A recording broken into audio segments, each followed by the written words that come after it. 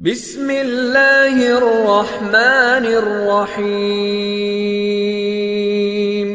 فہم دین کے لیے فضیلت الشیخ حافظ سید حسنات الحسن بخاری حفظہ اللہ کو سنتے رہیے۔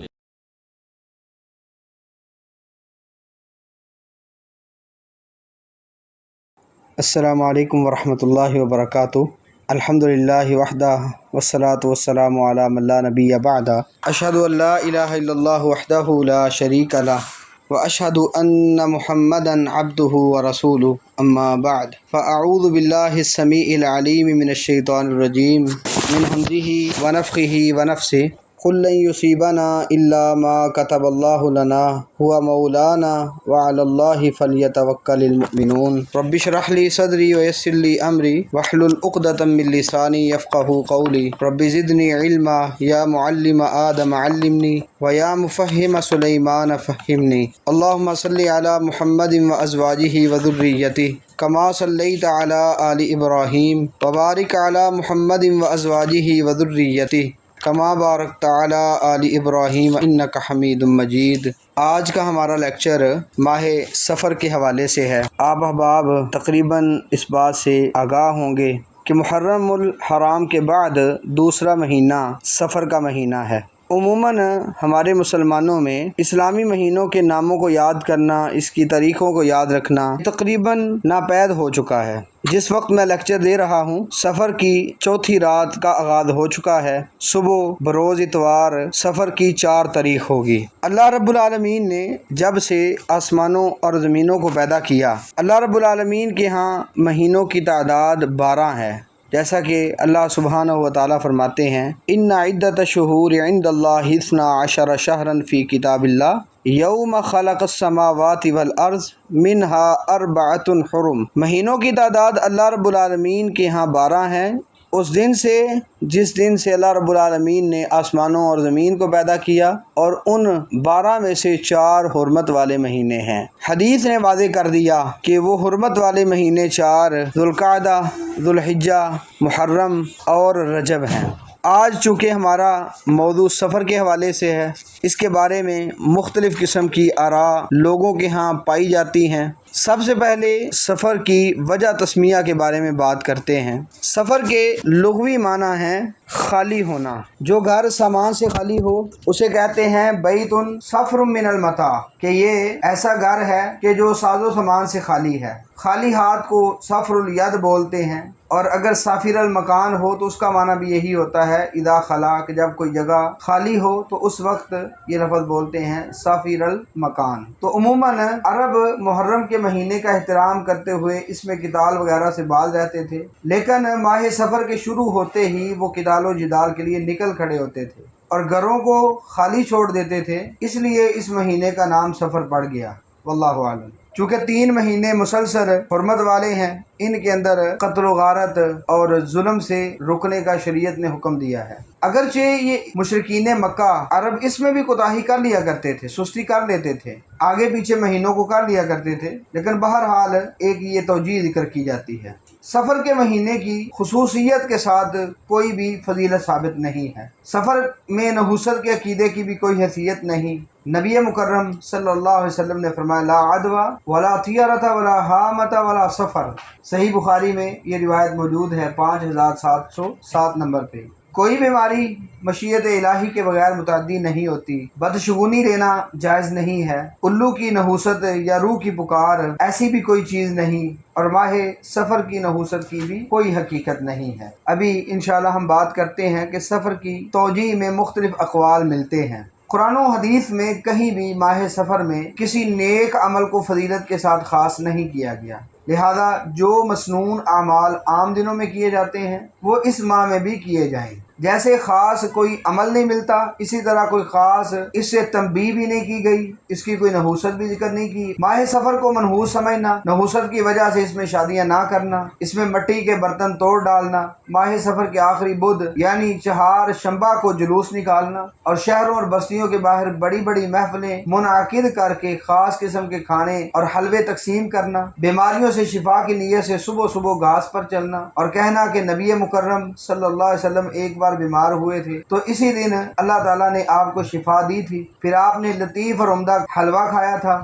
مریضوں کو صحت یابی کے لیے تعویذ یا چھلا وغیرہ پہنانا اور چوری کی رسم ادا کرنا ساری کی ساری رسومات ہیں، بدعات ہیں، شریعت کے ساتھ ان کا کوئی تعلق نہیں ہے۔ نبی مکرم صلی اللہ علیہ وسلم نے فرمایا ولا سفرا، کہ شریعت کے اندر کوئی بھی سفر کی اصل نہیں ہے۔ اس کی تفسیر کے اندر بعض لوگوں نے یہ کہا کہ لوگ اس بیماری کو متعدی سمجھتے تھے، یعنی سفر سے مراد بیماری لی گئی ہے جو پیٹ میں تکلیف کا باعث بنتی تھی، تو نبی صلی اللہ علیہ وسلم نے اس کی نفی فرمائی۔ یہ بات امام ابن عیینہ رحمہ اللہ نے، امام احمد ابن حنبل رحمہ اللہ نے، صحیح بخاری میں امام بخاری رحمۃ اللہ علیہ نے، امام ابن جریر طبری رحمہ اللہ نے ذکر فرمائی ہے۔ چونکہ یہ تفصیل کا موقع نہیں ہے اس لیے خلاصتاً یہ ذکر کرتا ہوں۔ ایک تو سفر جس کی نفی اللہ کے نبی صلی اللہ علیہ وسلم نے کی، اسے لوگ یہ مراد لیتے ہیں کہ یہ بیماری ہے۔ دوسرا، اسے مراد سفر کا مہینہ لیا جاتا ہے کہ لوگ، ایک تو اس میں بھی دو توجیحات ذکر کی جاتی ہیں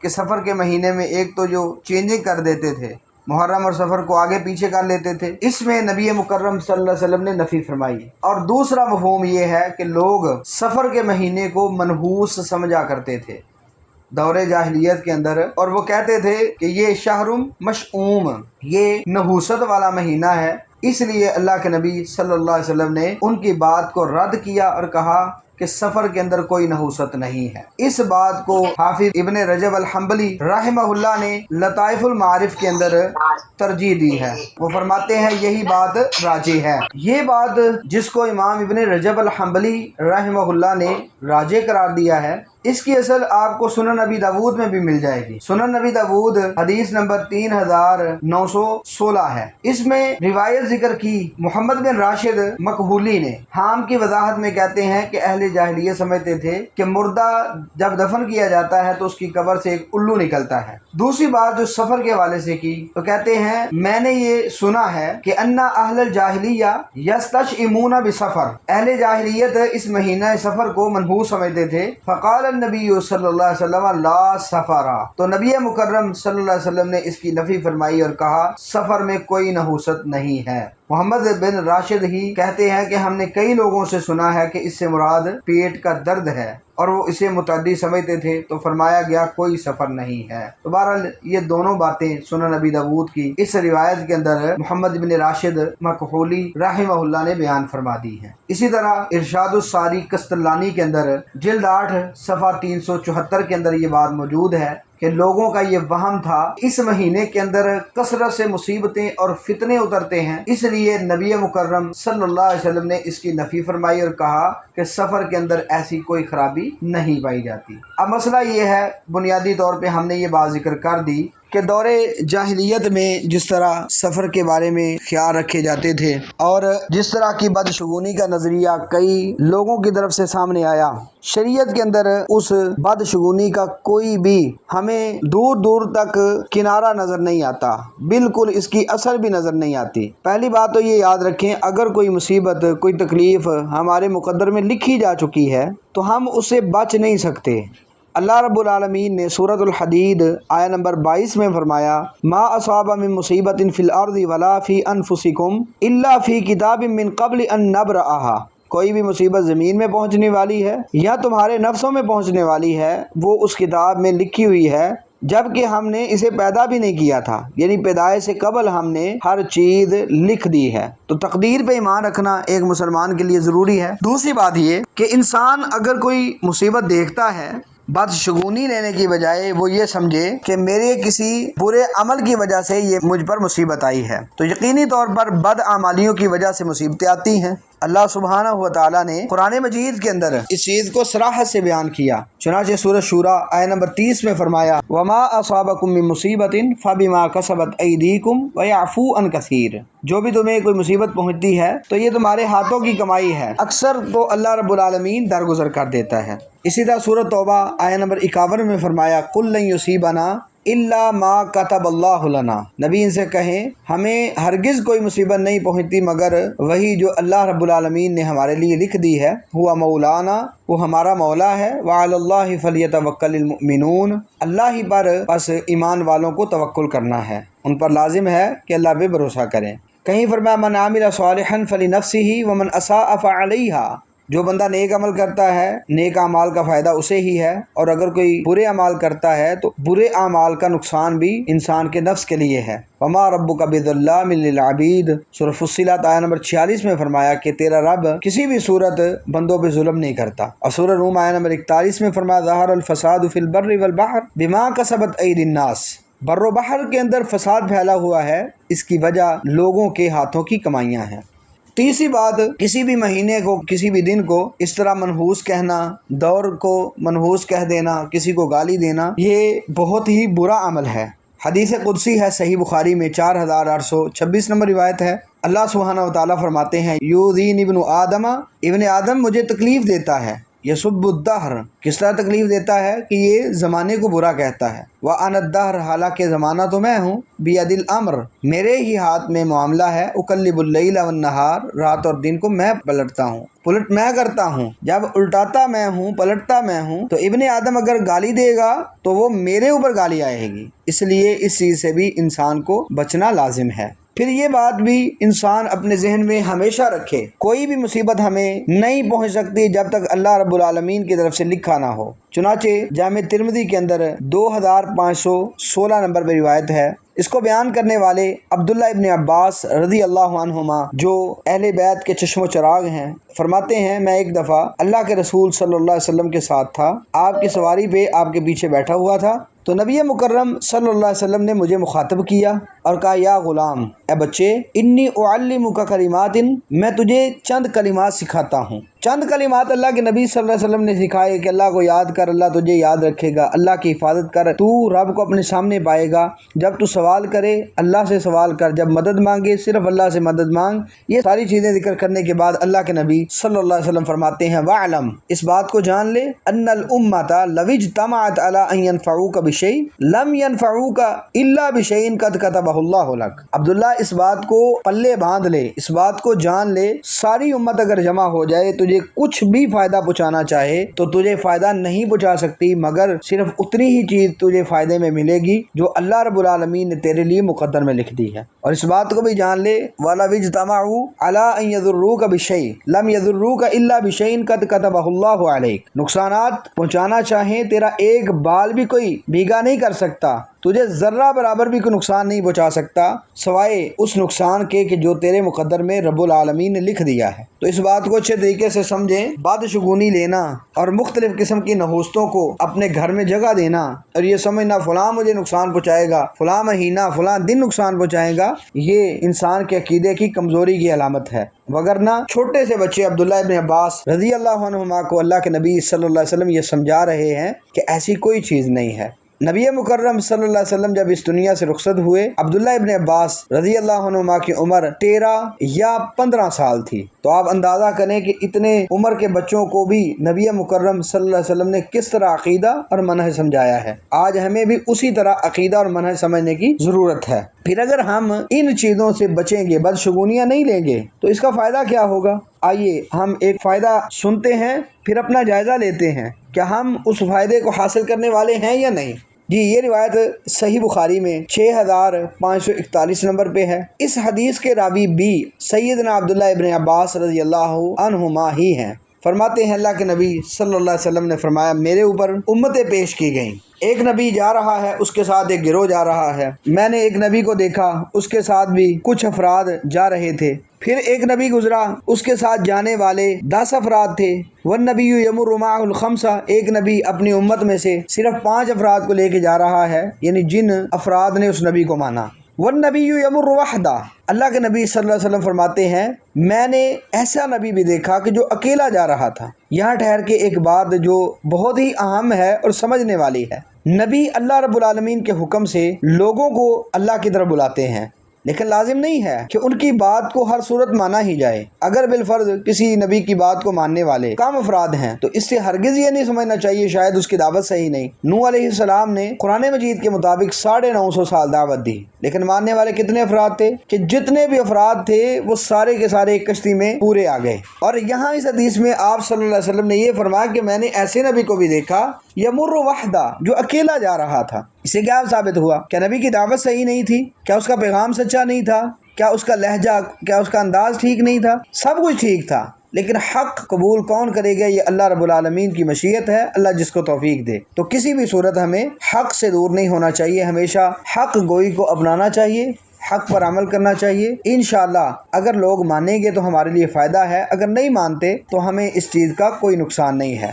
بس ہمیں حق بات کو تسلیم کرنا چاہیے اور اسی کو ہی ماننا چاہیے، اپنے عمل میں لانا چاہیے۔ پھر آپ صلی اللہ علیہ وسلم نے فرمایا کہ میں نے دیکھا کہ ایک بہت بڑی جماعت گزر رہی ہے، دور سے نظر آئی، میں نے کہا میری امت ہے، تو نبی مکرم صلی اللہ علیہ وسلم فرماتے ہیں کہ جبریل نے مجھے کہا کہ یہ آپ کی امت نہیں ہے، آپ افق کی طرف دیکھیں۔ میں نے دیکھا ایک بہت ہی زبردست جماعت دکھائی دی، تو جبریل فرماتے ہیں ہا اولائی امتک، اے محمد صلی اللہ علیہ وسلم یہ آپ کی امت ہے، وہا اولائی 70,000 قدامہم، کہا اس امت کے شروع میں آگے 70,000 افراد ہیں، لا حساب علیہم ولا عذاب، جن کا کوئی حساب کتاب نہیں ہوگا، کوئی عذاب ان کو نہیں دیا جائے گا۔ اللہ رب العالمین ہمیں ان خوش نصیبوں میں شامل فرما لے جن کا کوئی حساب نہ ہو، ان کو کوئی عذاب نہ ہو، اللہ رب العالمین بغیر حساب کے ہمیں جنت عطا فرما دے۔ بہرحال نبی مکرم صلی اللہ علیہ وسلم نے پوچھا ولیما، یہ جو 70,000 افراد ہیں جن کا حساب نہیں لیا جائے گا، آخر کیوں؟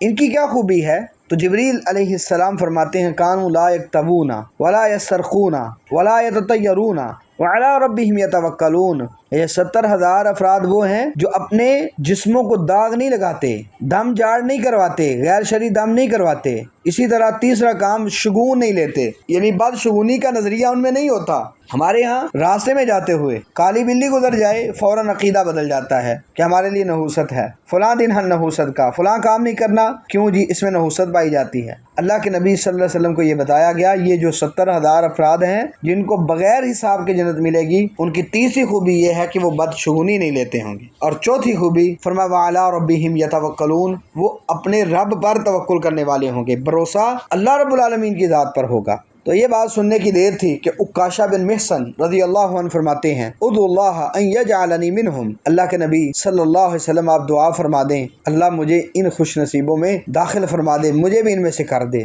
تو سیدنا عبداللہ ابن عباس فرماتے ہیں اللہ کے نبی صلی اللہ علیہ وسلم نے دعا فرما دی اللہم اجعلہ منہم، اللہ عکاشہ کو ان میں سے کر دے۔ پھر ایک اور آدمی کھڑا ہوا کہنے لگا ادعو اللہ ان یجعلنی منہم، اللہ کے نبی صلی اللہ علیہ وسلم میرے لیے بھی دعا فرما دیں۔ تو آپ فرماتے ہیں سابقہ کا بہا عکاشہ، آپ سے عکاشہ سبقت لے جا چکا ہے۔ بہرحال یہ تفصیلی روایت بیان کرنے میں جو بنیادی بات ہے 70,000 افراد بغیر حساب کے جائیں گے، ان کی خوبیوں میں سے ایک خوبی تو یہ ہے کہ وہ بدشگونی نہیں لیتے، اور اسی طرح جو سب سے بڑی اہم خوبی ہے وہ یہ کہ وہ اللہ رب العالمین پہ توکل کرتے ہیں۔ یاد رکھیں اگر انسان بدشگونی شروع کر دے تو اللہ رب العالمین اس کی وجہ سے ایک تو اس سے توکل چھین لیتے ہیں، اور دوسرا خطرہ ہے کہیں یہ شرک نہ کر بیٹھے اور شرک کی دلدل میں نہ پھنس جائے، کیونکہ ایک روایت ہے جامع ترمذی کے اندر بیان کرنے والے سیدنا عبداللہ ابن مسعود رضی اللہ تعالی عنہ ہیں، فرماتے ہیں اللہ کے نبی صلی اللہ علیہ وسلم نے فرمایا الطیرۃ من الشرک، بدفعلی بدشگونی شرک میں سے ہے، وما منا ولکن اللہ یذہبہ بالتوکل۔ عبداللہ ابن مسعود رضی اللہ عنہ کہتے ہیں ہم میں سے کوئی ایسا نہیں جس کے دل میں اس کا وہم و خیال نہ پیدا ہو، لیکن اللہ رب العالمین اس وہم و خیال کو توکل کی وجہ سے زائل کر دیتا ہے۔ یعنی بعض اوقات ذہن میں بات آ سکتی ہے، لیکن اگر انسان کا اللہ رب العالمین پہ بھروسہ مضبوط ہو تو اللہ رب العالمین اس شخص کو ایسی نحوستوں سے، ایسی خرافات سے، ایسی بدعات سے بچا لیتے ہیں۔ اسی طرح یہ بات بھی سمجھنے والی ہے کہ بدشگونی اچھے لوگوں کا شیوا بھی نہیں ہے۔ اگر ہم قرآن مجید پڑھیں تو قرآن مجید ہمیں بتاتا ہے کہ کفار لوگ وہ بدشگونیاں لیتے تھے، وہ منحوس سمجھتے تھے۔ فرعون کی قوم سیدنا موسیٰ علیہ السلام اور ان پر ایمان لانے والوں کو نعوذ باللہ منحوس سمجھتے تھے، جیسا کہ اللہ سبحانہ و تعالیٰ نے سورۃ الاعراف آیہ نمبر 131 میں بیان فرمایا وَإِن تُصِبْهُمْ سَيِّئَةٌ يَطَّيَّرُوا بِمُوسَىٰ وَمَن مَّعَهُ، اگر انہیں کوئی برائی پہنچتی تو وہ موسیٰ علیہ السلام اور ان کے ساتھیوں کو منحوس قرار دیتے۔ قوم ثمود نے سیدنا صالح علیہ السلام سے کہا تھا قَالُوا اطَّيَّرْنَا بِكَ وَبِمَن مَّعَكَ، سورۃ النمل آیہ نمبر 47 کے اندر موجود ہے۔ انہوں نے کہا کہ اے صالح ہم نے تجھ سے اور تیرے ساتھیوں سے بدشگونی لی ہے، یعنی انہوں نے بھی سیدنا صالح اور ان پر ایمان لانے والوں کو منحوس قرار دیا۔ سورہ یاسین میں ہے کہ اللہ تعالیٰ نے 3 شخصوں کو ایک بستی میں دعوت و تبلیغ کے لیے بھیجا۔ انہوں نے جب جا کر بتلایا کہ ہم اللہ کے بھیجے ہوئے ہیں اور ہمارا کام اللہ کا پیغام تم تک پہنچانا ہے، تو بستی والوں نے ان پیغمبروں کو کہا قالوا انا تطیرنا بکم، کہنے لگے ہم نے تو تمہیں منحوس دیکھا ہے، نعوذ باللہ، نامبارک پایا ہے۔ لئن لم تنتہوا لنرجمنکم ولایمسنکم منا عذاب علیم، اگر تم باز نہ آئے تو ہم تمہیں سنگسار کر دیں گے اور ہماری طرف سے تمہیں سخت سزا بھگتنی ہوگی۔ سورہ یاسین آیہ نمبر 18 ہے۔ بہرحال مشرک قوموں کا یہ وتیرہ رہا ہے کہ وہ اللہ کے بھیجے ہوئے رسولوں کو، پیغمبروں کو، نبیوں کو منحوس قرار دیتے تھے۔ اللہ رب العالمین ہمیں ایسے لوگوں سے بچنے کی توفیق عطا فرمائے، ایسے عقیدوں سے بچنے کی توفیق دے۔ یاد رکھیں ایسی ہر قسم کی بدعت سے ہمیں بچنا ہے کہ جو ہمارے ایمان پر کاری ضرب لگا سکے، ہمیں بے ایمان بنا سکے، ہمیں ایسی چیزوں سے بچنا ہے۔ پہلی بات تو یہ کہ بدشگونی پیدا نہ ہونے دیں، ہم اپنے کام پہ توجہ دیں، جو کام کر رہے ہیں ایک مرتبہ عزم کیا مشورہ کرنے کے بعد، پھر اللہ رب العالمین پہ بھروسہ کر دیں، کام کریں، بدشگونی کو نہ آنے دیں، توکل کو اپنے اندر پیدا کر لیں۔ اللہ سبحانہ تعالیٰ نے قرآن مجید میں فرمایا وَشَاوِرْهُمْ فِي الْأَمْرِ فَإِذَا عَزَمْتَ فَتَوَكَّلْ عَلَى اللَّهِ، نبی آپ اپنے کاموں میں اپنے ساتھیوں سے مشورہ لے لیا کریں، لیکن جب آپ کا پختہ ارادہ بن جائے کہ ہم نے یہ کام کرنا ہے، فرمایا فَإِذَا عَزَمْتَ فَتَوَكَّلْ عَلَى اللَّهِ، جب پختہ ارادہ ہو تو اللہ رب العالمین پہ توکل کر لیں۔ تو مختلف قسم کی بدعات جو ہمارے ہاں پائی جاتی ہیں، جن کا ہم نے ذکر کیا، بنیادی بات یہ کہ اس مہینے کو ہم منحوس نہ سمجھیں، عام ایام کی طرح ہی سمجھیں، خاص کوئی عبادت کا اہتمام اس مہینے کے اندر نہیں ملتا۔ اور یاد رکھیں اگر کوئی انسان اپنی طرف سے کوئی عمل شروع کرنا چاہتا ہے تو یہ اس کے لیے نقصان دہ ہے جب تک اس کی دلیل کتاب و سنت میں نہ ملے، نبی مکرم صلی اللہ علیہ وسلم پر اترنے والی شریعت مکمل ہو چکی ہے۔ اللہ سبحانہ و تعالیٰ قرآن مجید میں فرماتے ہیں الیوم اکملت لکم دینکم واتممت علیکم نعمتی ورضیت لکم الاسلام دینا۔ تو اس کے بعد دین میں کسی قسم کی مزید زیادتی، مزید اضافے کی گنجائش موجود نہیں ہے، بلکہ اگر کوئی آج دعویٰ کرے کہ فلاں کام اچھا ہے، کر لینے میں کوئی حرج نہیں ہے، تو یاد رکھیں ایسا بندہ یہ دعویٰ کر رہا ہے کہ نعوذ باللہ محمد صلی اللہ علیہ وسلم نے رسالت کا حق ادا نہیں کیا۔ اگر اچھا کام ہوتا تو اللہ کے نبی صلی اللہ علیہ وسلم کیوں نہ بتاتے؟ اگر کوئی خطرہ تھا تو اللہ کے نبی صلی اللہ علیہ وسلم نے آگاہ کیوں نہیں کیا؟ اسی لیے امام مالک رحمہ اللہ کہا کرتے تھے کہ جو آج دعویٰ کرے کہ فلاں کام اچھا ہے اور اس پر سلف امت نہ ہو، فرماتے ہیں گویا کہ اس کا گمان ہے کہ محمد صلی اللہ علیہ وسلم نے رسالت میں خیانت کی ہے۔ تو ہمیں ایسے تمام اعمال سے بچنا چاہیے، اور اس چیز سے بھی اللہ کے نبی صلی اللہ علیہ وسلم آگاہ فرما چکے ہیں۔ اللہ کے نبی صلی اللہ علیہ وسلم ہر خطبے میں یہ فرمایا کرتے تھے لوگو آپ نئے نئے کاموں سے بچ جانا، فَإِنَّ كُلَّ مُحْدَثَةٍ بِدْعَةٍ وَكُلَّ بِدْعَةٍ ضَلَالَةٍ، ہر نیا کام بدعت ہے اور ہر بدعت گمراہی ہے۔ سیدنا عبداللہ ابن عمر رضی اللہ عنہما فرمایا کرتے تھے، جیسا کہ السنہ مروزی کے اندر، شرح اصول اعتقاد اہل السنہ والجماعہ لالکائی کے اندر، دیگر بھی کئی کتابوں میں یہ اثر موجود ہے، فرمایا کرتے تھے کل بدعت ضلالہ وان رآہ الناس حسنہ، ہر بدعت گمراہی ہے اگرچہ لوگ اسے اچھا سمجھ دیں۔ اور اسی طرح ارباض بن ساریہ رضی اللہ عنہ بیان کرتے ہیں، یہ روایت مسند احمد کے اندر موجود ہے، سنن ابی داود کے اندر موجود ہے، کتاب الفتن کے اندر، یہ روایت سنن ترمذی کے اندر،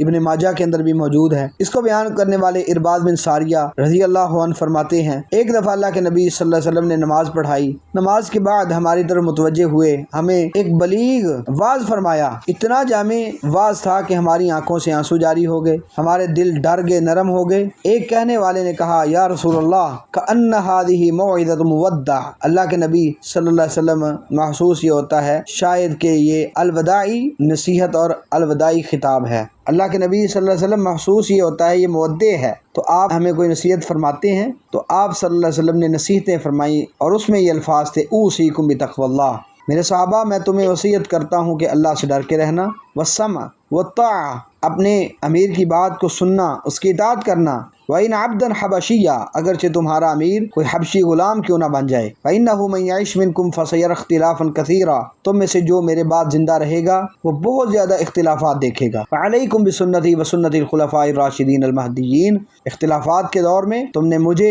میری سنت کو اور خلفائے راشدین کے طریقے کو لازم پکڑنا ہے، تمسکوا بها وعضوا علیہا بالنواجذ، مضبوطی کے ساتھ گویا کہ داڑھوں کی مضبوطی کی تشبیہ دی گئی ہے، وَإِيَّاكُمْ وَمُحْدَثَاتِ الْأُمُورِ، اور ساتھ فرمایا نئے نئے کاموں سے بچ کے رہنا، فَإِنَّ كُلَّ مُحْدَثَةٍ بِدْعَةٍ وَكُلَّ بِدْعَةٍ ضَلَالَةٍ، ہر نیا کام بدعت ہے اور بدعت گمراہی ہے۔ اس طرح کی بدعت کے حوالے سے اور بھی کئی باتیں ہیں، ہم نے متعدد لیکچروں کے اندر اور اپنی تحاریر کے اندر اس چیز کو واضح کیا ہے۔ ہم اپنے رب سے دعا کرتے ہیں اللہ رب العالمین ہمیں ہر قسم کی گمراہی سے، ہر قسم کی بدعت سے بچنے کی توفیق عطا فرمائے اور کتاب و سنت کے مطابق عمل کی توفیق دے۔ وآخر دعوایا ان الحمد للہ رب العالمین۔ السلام علیکم ورحمۃ اللہ وبرکاتہ۔